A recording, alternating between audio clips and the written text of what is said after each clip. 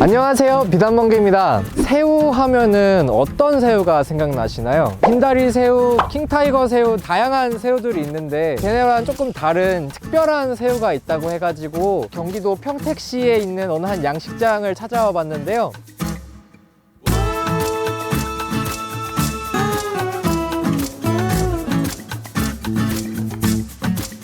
어떤 새우가 있는지 한번 들어가서 확인해 보시죠. 안녕하세요. 안녕하세요. 감사합니다. 네.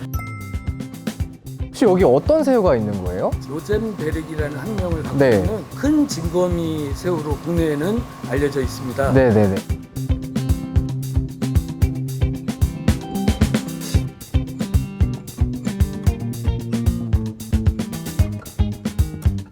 이만하게 자라는 걔네 맞는 네, 거죠? 동남아시아권에서는 그 이상도 나온다고 얘기를 들었습니다. 한번 둘러볼 수 있을까요? 네, 안으로 오시죠. 네, 감사합니다.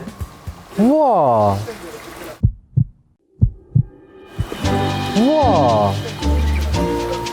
우와, 이게 다 뭐예요? 어디에 그 새우가 있어요? 아, 진짜 쪼매놨다. 얘네들은 포스트라바가 된 지 한 달 반 정도 아. 중간 육성을 한 상태입니다. 코스트라바가 뭐예요? 호란 알을 예, 가지거든요. 예. 방란을 합니다. 네네네. 바로 새우의 모습을 띠는 게 아니라 네. 알의 형태로 해서 11단계의 탈피 과정을 거쳐서 새우의 형태를 딱 띄었을 때가 코스트라바. 포스트라바라고 코스트라바. 아. 아열대성 새우이기 때문에 수온이 제일 중요한 네네네. 6월이지만 수온은 조금 낮은 편이거든요. 아. 중간 육성을 해서 네. 이제 입식을 시키는 거예요. 얘네를 이제 논에다 풀어놓잖아요. 정확하게 어떤 시스템으로 도움이 되는 건가요? 벼농사 짓는 외곽 쪽으로 일부분을 넣으시면 나중에 벼 수확할 때 새우를 같이 수확하면 됩니다. 아. 이게 한 달 정도 된 거거든요. 네. 아직은 조금 약해요. 얘네들은 중간 육성 3개월, 노지에서 3개월 네. 이렇게 키우면 충분한 상품성을 갖춘 새우를 수확을 할 수 있습니다. 사료를 뭐를 먹나요? 전문 사료가 나오는 상태가 아니거든요. 네네. 메기애들이나 아니면 흰다리 새우 1호 사료 전문 사료를 개발 중에 있어요. 여기 애들이 중간 육성을 한 애들이잖아요. 그럼 그 전 단계인 그 새끼 새우들도 볼 수가 있나요? 올 겁니다. 아, 그래요? 네. 이게 낚시기구예요? 실내 낚시터 할 때 쓰는 네. 거예요?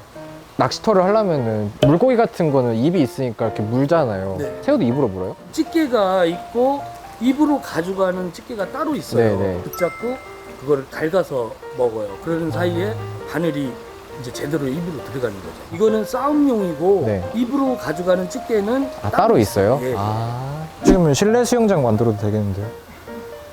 짱 크다.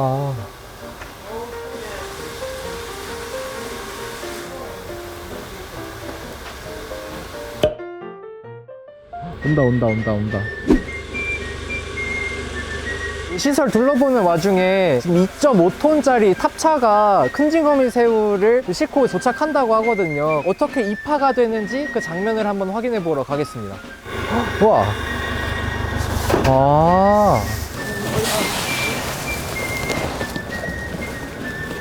진짜 빠르다.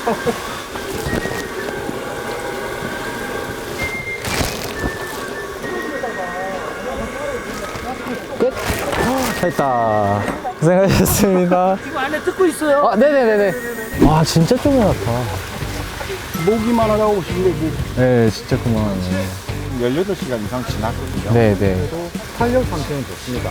얼음을 넣었거든요. 22도 정도 맞춰서 와요. 22도요? 우리나라는 지하수가 16도라서 22도 맞추기는 쉬운데 베트남 같은 경우에는 온도 낮추는 게 어려워요. 물맛 때문에 통해가지고 안정화시킨 다음에 백봉지식 100봉지씩이요?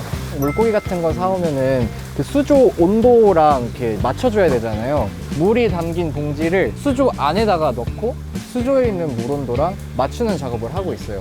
그럼 얼마 정도 지나면 온도 맞춰져요? 30분. 30분? 이거는 얘는 뭐예요? 그물망은 모든 각각류가 그렇겠지만 탈피를 하면서 몸이 아주 연해지고 약해지는 상태에서 서로 잡아먹는 공식 현상이 일어납니다. 네. 그걸 어느 정도 또 완화시키기 위해서 이렇게 숨을 수 있는 공간, 기지를 준비해 주는 겁니다. 은신처 만들어주는 거군요. 은신처요. 저 정수기 같은 건 역할이 뭐예요? 적정한 온도가 맞춰지면서 계속 그 물이 순환되게. 네.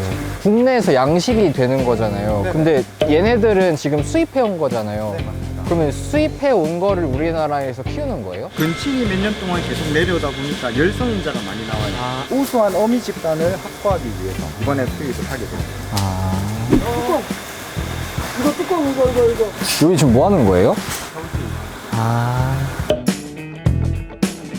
카운팅 작업이라 그래가지고 치하들을 수입을 해올 때 거기서 보낸 수량이랑 우리가 받았을 때 수량이랑 서로 맞춰보는 작업을 하는 거예요. 직접 이렇게 한 마리 한 마리 저렇게 얕은 채 같은 걸로 직접 다 일일이 재보거든요. 와, 사이즈 재밌네. 1cm. 좋은 어미 확보를 하기 위해서 얼마나 노력하시는지를 확인할 수가 있는 것 같습니다. 이제 어떻게 세나요, 이거? 쪼매내가지고? 무게를 재는 방법, 무게가 아닌 부피로 재는 방법 두 가지가 있어요. 100마리든 200마리든 무게를 재가지고 네. 평균을 내는 거예요. 그 무게만큼 올라가면 평균 몇 마리다. 그걸 평체라고 그래요. 베트남 애들이 이번에 하는 거는 부피로. 부피요? 물이 들어가는데 부피를 어떻게 재요? 요거보다 작은 거, 네. 숟가락만한 예, 그런 데다가 그거를 떠서 티스푼에다 딱 깎잖아요. 네네네네. 그거랑 똑같은 거예요. 그걸로 숫자를 맞춰보는 네, 안 거예요? 그러고 수십만 마리를 어떻게 써? 그러니까.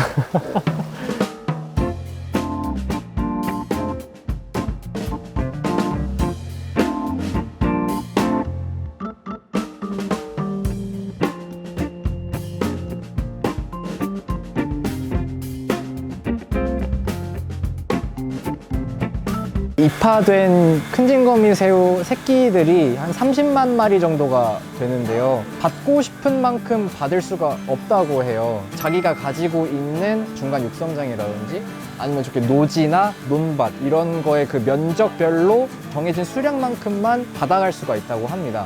근데 왔을 때부터 죽어가지고 온 애들, 그 로스 처리를 해야 되는 애들도 있고 서로 그 잡아먹는 현상이 되게 심하다고 그래요. 실질적으로 성체로 자라나는 비율은 한 25%에서 30% 정도밖에 안 된다고 합니다. 생각보다 되게 까다롭고 신경 쓸 게 많은 것 같아요.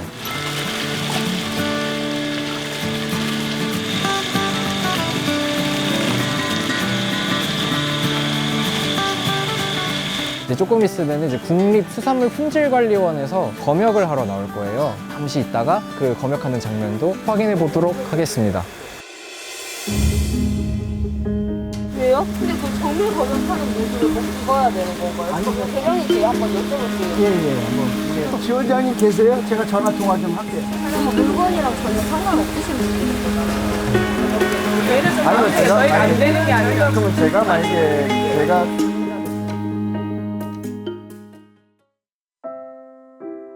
이제 영상으로 담고 싶었는데 아쉽게도 이제 그 직접 관계자가 아니면은 참관조차 불가능한 상태여가지고 저희가 따로 영상에 담지는 못했고요. 과정을 좀 간략하게 설명드리면은 저기 이제 수조별로 채취를 해가지고 이제 물봉다리 안에다가 살아있는 상태로 넣어가지고 들고 가셨습니다. 직접 영상으로는 보여드리지 못해가지고 너무 아쉽네요.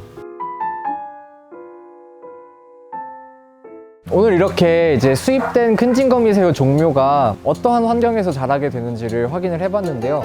중간 육성 과정을 거친 큰징거미 새우는 관상용, 실내 낚시터나 아니면 식용으로 이제 유통이 된다고 해요. 양식이 시작한 지 얼마가 안 됐지만 좀 대중화되어가지고 우리 주변에서 쉽게 찾아볼 수 있는 새우가 될 거라고 생각합니다. 이상 큰징거미 새우 양시장에서의 비단명주였습니다. 안녕히 계세요.